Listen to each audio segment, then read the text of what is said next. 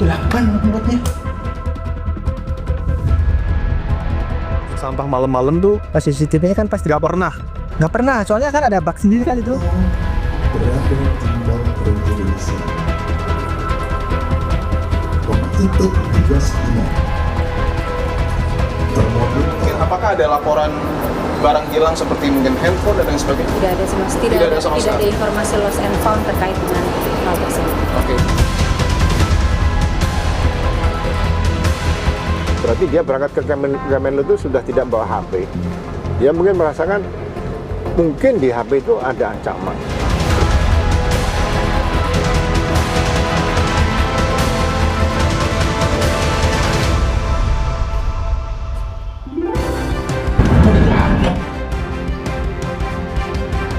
Masih sampai Indonesia Malam, Saudara, meski Polda Metro Jaya telah menyatakan tidak ditemukan adanya tindak pidana dalam kasus kematian diplomat Arya Daru Pangayunan, namun kasus ini masih menyisakan banyak pertanyaan. Penelusuran jurnalis Kompas TV dalam program Dipo Investigasi berhasil mengungkap beberapa kejanggalan dalam kasus kematian diplomat Arya Daru. Kita akan ulas beberapa temuan kejanggalan tersebut bersama Kabareskrim Polri 2008-2009 Komjen Purnawirawan Susno Duaji. Selamat malam Pak Susno. Selamat malam Mbak Priska, selamat malam para pemirsa. Selamat malam Pak. Kita akan bedah satu persatu yang masih menyisakan tanda tanya di kematian diplomat Arya Daru.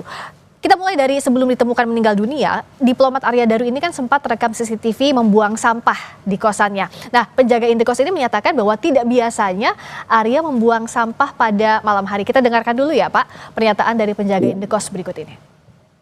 1 sampai jam 5 ada hal yang kalau ada yang halangan misalnya fisik, itu kan pasti kebangun. Ini nggak ada ya? Nggak ada. Amat, Bo. Kita lihat di CCTV itu pas dibuka itu, nah ini kok mau sama malam-malam, pas gerimis pula gitu kan. Oh, itu gerimis ya? Iya. Biasanya Buang sampahnya kemana sih Mas? depan sana. Oh, seberang. Ya ini nih, depan tembok ini. Oh, jauh berarti ya? Maksudnya nggak tertutup ya, terbuka ya? Buang sampah malam-malam tuh Pas CCTV-nya kan pasti nggak pernah. nggak pernah, soalnya kan ada bak sendiri kan itu depan pintu itu. Itu juga yang jadi pertanyaan kan. Kalau buang sampah kenapa nggak di situ aja? Padahal tiap hari saya yang buang tiap pagi dari situ. Tiap pagi masih siang. Iya, nah, tapi ke malam itu buang sendiri. Dan agak banyak kayaknya ya. Nggak tahu saya juga. Kalau lihat di CCTV agak besar gitu. Cuman yang jelas biasanya walaupun banyak itu tetap di situ biasanya sih. Oh, tetap di situ. Iya, biasanya iya. Terus masih yang buang. Saya tiap hari sama saya bagian kebersihan sini kan. Tadi soal kebiasaan membuang sampah. Ada behavior, ada kebiasaan yang tidak sama pada hari itu. Kebiasaan atau tindakan seperti ini bisakah jadi salah satu bahan penyelidikan atau tidak Pak Susno? Bisa, dan itulah yang menjadi bahan penyelidikan, hal yang tidak biasa gitu.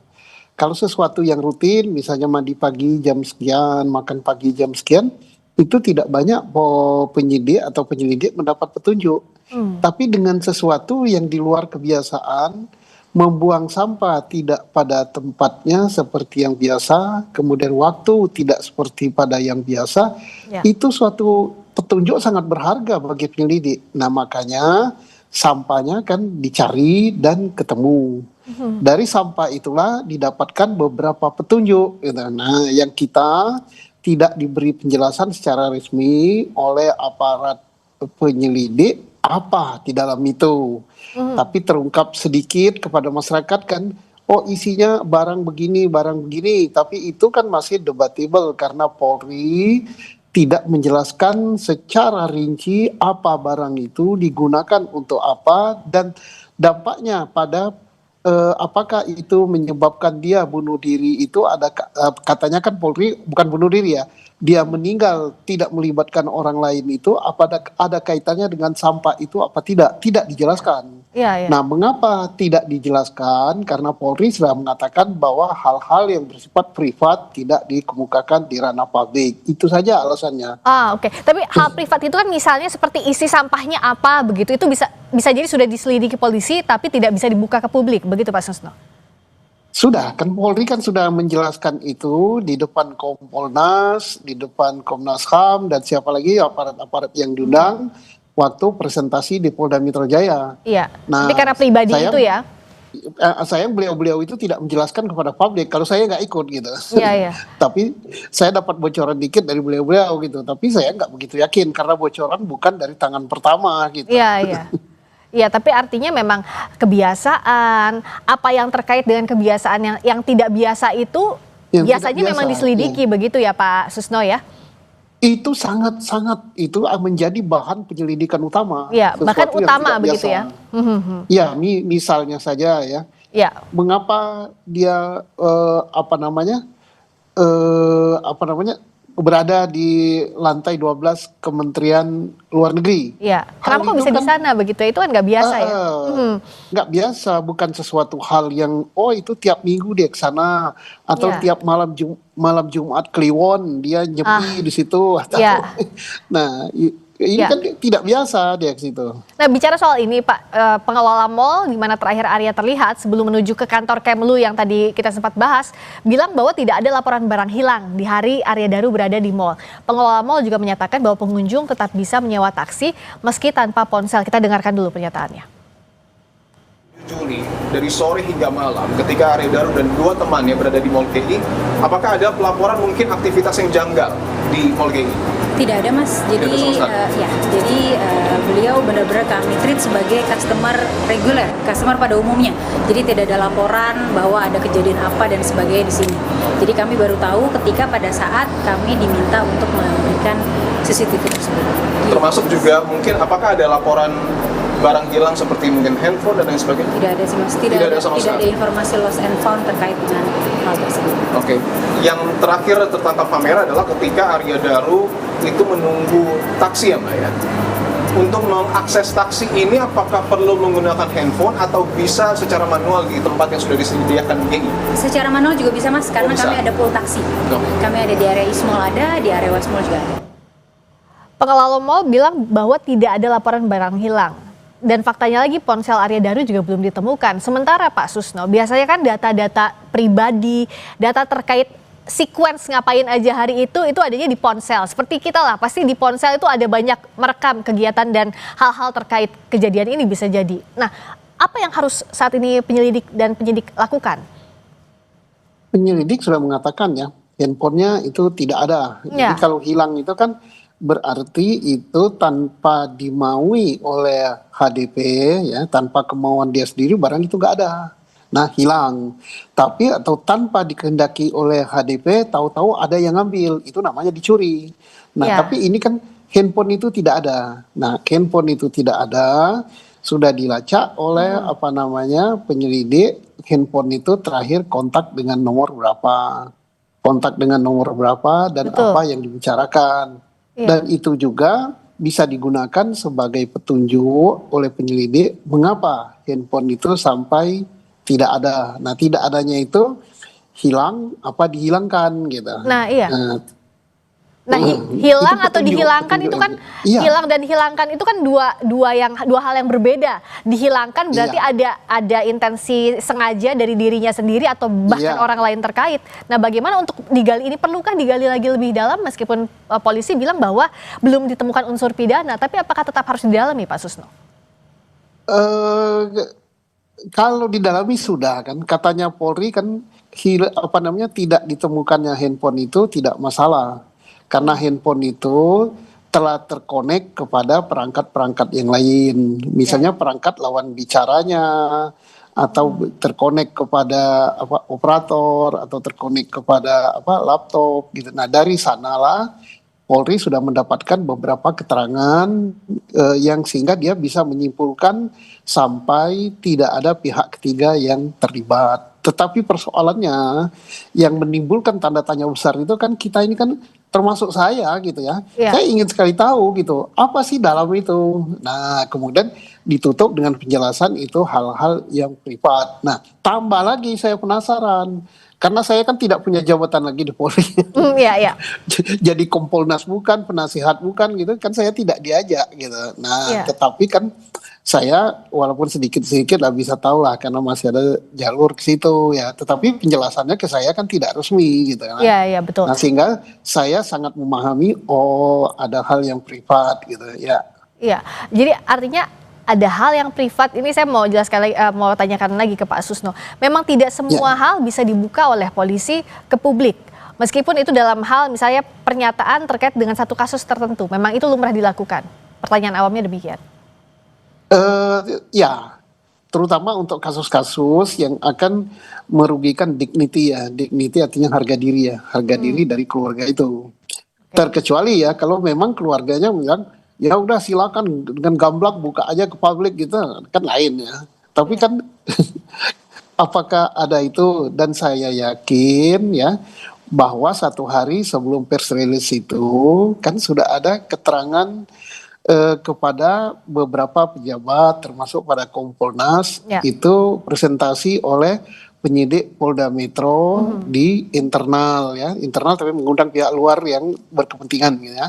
Nah, setelah itu konon kabarnya ya entah benar atau enggak, saya tahu bahwa pihak keluarga pun diberitahu tapi terpisah dengan acara presentasi itu.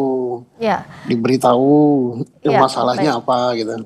Nah, masih bicara soal kejanggalan yang masih jadi tanda tanya Pak Susno, Wakapolri periode 2013-2014 Komjen Purnawirawan Ugroseno melihat ada kejanggalan saat Arya Daru almarhum ini kembali ke kantor Kemlu. Pak Ugro bilang bahwa menduga Arya ke Kemlu ini tanpa membawa ponselnya dan curiga ada ancaman di ponsel Arya. Kita dengarkan dulu pernyataannya. Arya Daru sudah selesai berbelanja di Mall Grand Indonesia dan itu sekitar pukul 9 malam. Ada informasi bahwa ketika sudah masuk taksi 5 menit kemudian almarhum memutuskan untuk menuju ke kantor Kementerian Luar Negeri. Ada kejanggalan di situ? Agak curiga sedikit lah, ya kan? Berarti dia berangkat ke Kemenlu itu sudah tidak bawa HP. Dia mungkin merasakan mungkin di HP itu ada ancaman. Lihat rekaman CCTV di rooftop ya, di atas ya. Mungkin dia lihat bawah dan sebagainya.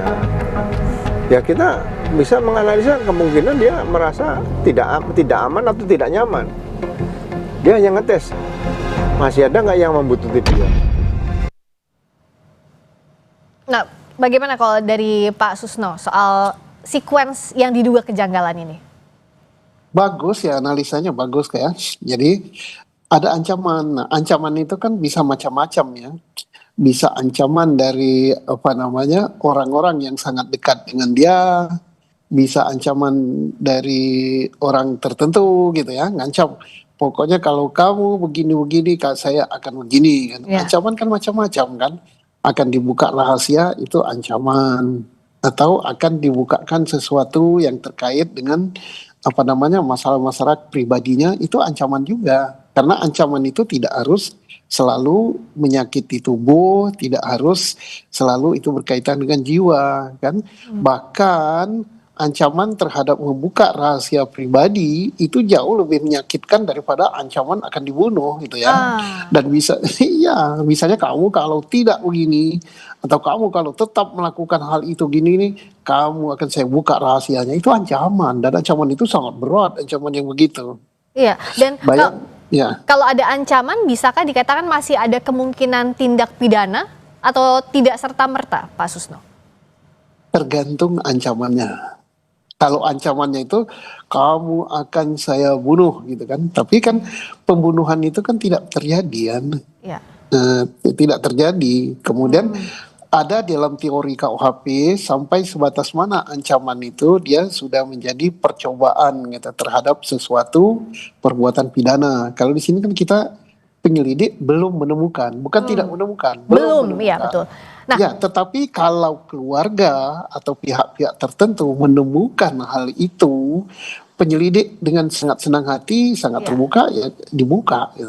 Nah, tadi menarik soal ini terakhir, belum ditemukan adanya unsur pidana. Artinya jika ditemukan, maka kasus bisa dilanjutkan. Nah, pintu masuk mana yang paling mungkin? Misalnya kalau dari keluarga, apakah bukti baru berupa apa Pak Susno yang bisa misalnya digunakan untuk membuka kasus ini? Apakah ada otopsi atau apa Pak Susno? Pintu masuk kemungkinan. Kalau otopsi kan sudah dilakukan, betul. Itu tidak ditemukan dan tidak ditemukan apa-apa. Tapi kalau misalnya ada alat bukti ya, tapi bukan dugaan ya, bukan perkiraan, bukan saya yakin, bukan hal-hal gitu, tapi buktinya ini, misalnya Oh, saya melihat bahwa ada orang yang masuk dalam kamar itu, kemudian orang itu tidak terdetek oleh CCTV, tapi saya punya videonya, ada yang merekamnya, itu bagus sekali. Ya, novum atau bukti baru begitu ya Pak Susno ya? Iya, itu sangat bagus dan Polri sangat berterima kasih karena apa? Ya. Polri sudah kerja keras gitu, tidak bisa menemukan itu atau belum, bukan tidak bisa ya? Ya, belum menemukan itu. Sampai Polri pun gitu mengadakan tes uji DNA gitu di kamar itu. Karena kalau DNA itu kan molekul yang sangat kecil ya, akan terdetek, rambut saja terdetek, keringat saja terdetek kalau ada orang lain yang masuk ke kamar itu. Ya, ternyata Polri belum menemukan itu. Ya, jadi jika ada novum atau bukti baru maka bisa dilanjutkan. Tapi kalau tidak maka sebaliknya, begitu ya Pak Susno. Baik. Kalau tidak ada ya mau mengungkap apanya gitu. Karena apa? Ibaratnya ini sudah mentok gitu. Sudah mentok kok nggak ketemu. Makanya dalam bahasa yang disampaikan bukan bunuh diri, bukan dibunuh, bukan kecelakaan, tapi Polri belum menemukan tindak pidana dan belum menemukan pihak lain yang terlibat terkait dengan meninggalnya si Aryo Danu ini. Ya, baik. Jadi itu yang digarisbawahi, Polri belum menemukan tindak pidana dan belum menemukan pihak lain yang terkait dengan kematian Arya Daru. Terima kasih Pak Susno, Komjen Purnawirawan Susno 2J, Kabareskrim Polri 2008-2009. Selamat malam. Selamat malam, Mbak.